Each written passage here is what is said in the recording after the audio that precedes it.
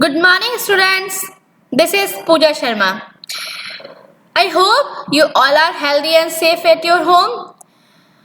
So, बच्चों ये सामने जो आपको दिख रहा है वो ये मेरे चैनल का नाम है।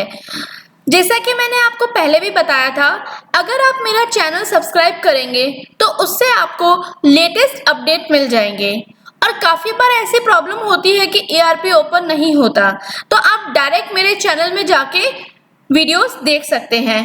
मेरे चैनल का नाम है इकोनॉमिक्स एंड हिंदी गुरु, तो इसे सब्सक्राइब करें। ओके बच्चों, आज हम पढ़ेंगे क्रिया। आप क्रिया के बारे में जानते हैं, क्रिया क्या होती है? क्रिया का मतलब होता है बच्चों वो शब्द जिससे हमें कार्य करने का पता चलता है। इंग्लिश में हम इसे वर्ब कहते हैं, हिंदी में हम इसे क्रिया कहते हैं। तो क्रिया का अर्थ है कार्य, काम।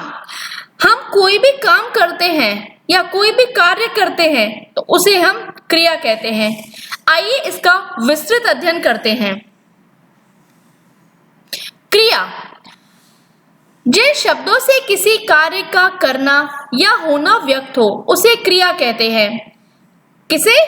जिस शब्द से, वो शब्द जिससे कार्य का करना या होना व्यक्त हो, जिससे हमें पता चलता है कि हाँ, इस शब्द से ये पता चलेगा कि ये कार्य हो रहा है। जैसे अभी आप मेरा वीडियो देख रहे हैं तो देखना एक क्रिया है। अगर आप इस वीडियो को देखने के बाद कुछ लिखेंगे तो लिखना क्या हो गया? एक क्रिया हो गई। उम्मीद करती हूँ क्रिया का मतलब समझ में आया होगा। यहाँ पर मैं कुछ उदाहरण दे रही हूँ बच्चों। उदाहरण मतलब एग्जाम्पल। यहाँ कुछ उदाहरण के द्वारा हम समझते हैं कि क्रिया क्या होता है। राजीव अच्छा क्रिकेट खेलता है, पहला है। दूसरा, नैना रोज स्कूल जाती है। मनोज ने अच्छा गाना गाया था। ठीक है, यहाँ पर खेलता है, जाती, गाया, ये सारी क्रियाएं हैं। क्योंकि खेलना एक काम है, कार्य है, तो वो क्या हो गई? क्रिया। जाना क्रिया, गाया क्रिया। ये यहाँ पर इन वाक्यों में नैना स्कूल जाने का काम कर रही है, राजीव क्रिकेट खेलने का काम कर रहा है और मनोज गाना गाने का काम कर रहा है। उम्मीद करती हूँ ये भी समझ में आया होगा। क्रिया बच्चों, यहाँ पर एक बार वापस मैं आपको समझाती हूँ कि क्रिया क्या है। जो हमने पढ़ा है उसी का मैं एक बार रिवाइज करवा रही हूँ। यहाँ पे क्रिया जिस शब्द अथवा शब्द समूह के द्वारा किसी कार्य के होने अथवा किए जाने का बोध हो उसे क्रिया कहते हैं।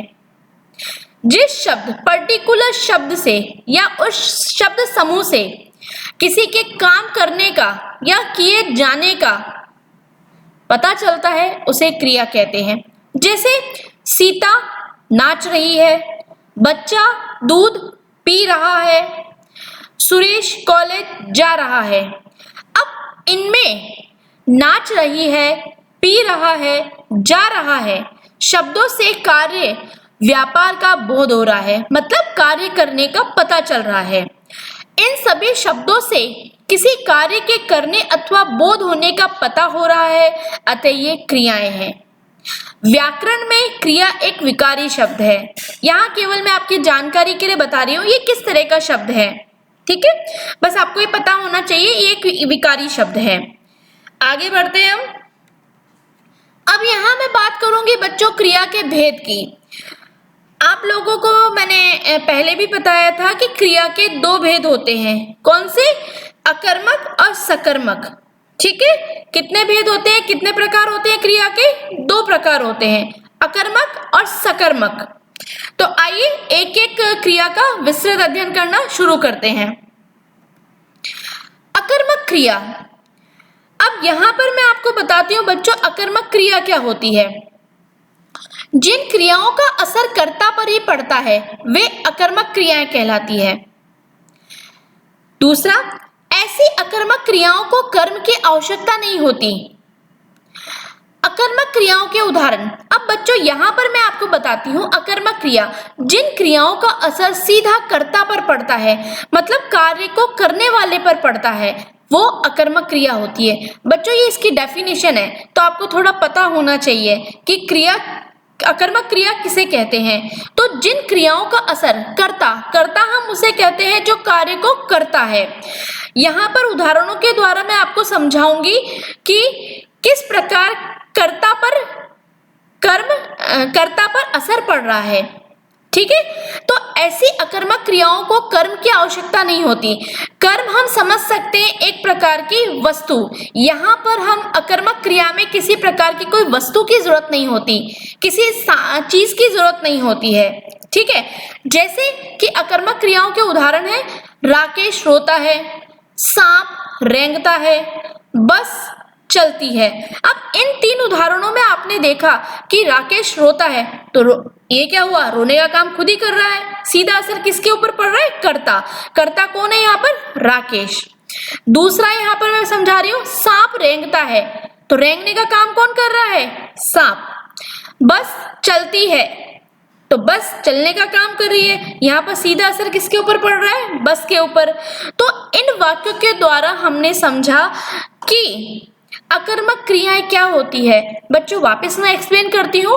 अकर्मक क्रियाओं का मतलब होता है वे क्रियाएं जिसपे सीधा असर जो पड़ता है वो कर्ता पर पड़ता है और इसमें कर्म की आवश्यकता नहीं होती।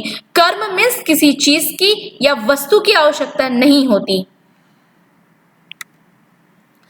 अब मैं पढ़ाती हूँ बच्चों आपको सकर्मक क्रिया। बच्चों यहाँ आपको सकर्मक क्रिया में आपको ये बताया जाएगा कि इसमें आपको वस्तु की आवश्यकता पड़ेगी। ठीक है, अकर्मक क्रिया को हम सामान्य क्रिया भी बोल सकते हैं। ठीक है, लेकिन सकर्मक क्रिया को हम सामान्य क्रिया नहीं बोलेंगे, क्योंकि इसमें किसी ना किसी कर्म की आवश्यकता पड़ती है और इसका असर जो पड़ता है वो कर्म पर नहीं, कर्ता पर नहीं, कर्म पर पड़ता है। ठीक है, कर्म मतलब किसी वस्तु के द्वारा। तो आइए समझते हैं, जिन क्रियाओं का असर कर्ता पर नहीं कर्म पर पड़ता है वह अकर्मक क्रिया कहलाती है। जैसा कि नाम से ही पता चल रहा है, अकर्म सकर्म। ठीक है, यहाँ पर मैं वापस समझा रही हूं आपको सकर्मक क्रिया। ठीक है, जिन क्रियाओं का असर कर्ता पर नहीं कर्म पर पड़ता है। ठीक है, किस पर, कर्ता पे नहीं पड़ के कर्म पर पड़ता है। कर्म मतलब किसी वस्तु पर, तो वह सकर्मक क्रिया होती है। जैसा कि इसके नाम से ही पता चल रहा है, सकर्म, कर्म के साथ। ठीक है, तो इन उदाहरणों में कर्म का होना आवश्यक होता है। कर्म मीन्स में क्या बताया था मैंने, कर्म का मतलब वस्तु। तो उदाहरण के द्वारा मैं समझाती हूँ आपको कि क्या है। जैसे मैं लेख लिखता हूँ, ठीक है, सुरेश मिठाई खाता है, मीरा फल लाती है, भंवरा फूलों का रस पीता है। यहाँ पर बच्चों अकर्मक क्रिया को यहाँ पर वस्तु की जरूरत है। यहाँ आप देख रहे हैं कि लेख लिखता हूँ, तो लेख लिखने का काम हो रहा है ना, किससे, हम लेख लिखेंगे तो किससे लिखेंगे, पेन या पेंसिल से। तो लेख लिखना भी एक क्रिया हो गई, सकर्मक क्रिया। सुरेश मिठाई खाता है, तो सुरेश क्या खा रहा है, किसी वस्तु को खा रहा है ना, तो यहाँ पर हम सकर्मक क्रिया का उपयोग करेंगे। मीरा फल लाती है, क्या लाती है मीरा, फल लाती है। ठीक है, भंवरा फूलों का रस पीता है, भंवरा किसका रस पी रहा है, फूलों का। हमें यहाँ पर कर्म है हमारे पास में, मतलब वस्तु है, तो भंवरा किसका रस पी रहा है, फूल का। यहाँ पर लेख लिखने का काम हो रहा है, तो पेन या पेंसिल के द्वारा। सुरेश मिठाई खा रहा है, तो अपने मुंह से खा रहा है या उठाकर खा रहा है। ठीक है, मीरा फल ला रही है, तो लाने का काम हो रहा है, कुछ ना कुछ वस्तु लेकर आ रही है ना। भंवरा फूलों का रस पी रहा है, तो फूलों का रस पी रहा है, तो यहाँ पर सकर्मक क्रिया का उपयोग हुआ है। उम्मीद करती हूँ सकर्मक क्रिया भी समझ में आई होगी। अब यहाँ पर बच्चों में आपको अकर्मक और सकर्मक क्रिया के उदाहरण बताती हूँ। यहाँ आपको बिल्कुल क्लियर हो जाएगा कि अकर्मक क्रिया क्या है और सकर्मक क्रिया क्या है, क्योंकि हम जितने ज्यादा एग्जाम्पल के द्वारा हम इन चीजों को समझते हैं उतना जल्दी हमें समझ में आता है। अकर्मक क्रिया को बच्चों हम एक साधारण सी क्रिया भी कह सकते हैं। सामान्य क्रिया मतलब कार्य होना, अब किसके द्वारा होना, कैसे होना, इसका पता नहीं चलता है, बस हमारे सामने क्रिया हो रही है।